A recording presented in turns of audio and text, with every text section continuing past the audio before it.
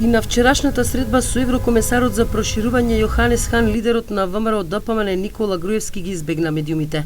Во јавноста не се појави ниту една снимка од средбата, дури ни сликите што вчера Хан ги објави на Твитер.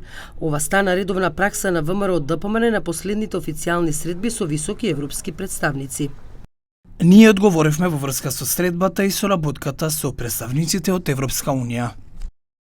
Средбите со Федерика Могерини, еврокомесарот Хан и со амбасадорите од западноевропските земји исто така беа затворени за медиумите. Краток коментар за одлуката на Иванов. Комуникологот Петар Арсовски вели дека ваквото однесување од страна на ВМРО-ДПМН е разбирливо, имајќи предвид дека пораките од меѓународната заедница не одат во прилог на оваа партија. ВМРО-ДПМН е во оваа фаза влезен во еден ксенофобичен наратив и кон своите сограѓани албанци, но и кон меѓународната заедница. И јас на тој начин го толкувам отсуството на Груевски од тие средби. Што е право, меѓународната заедница има непријатни пораки за ВМРО-ДПМН во кои притискаат Иванов да се предомисли да го даде мандатот, да престане да се крши уставот, па дури и имплицираа вчера Кукан дека теоретски влада може да се состави без мандат.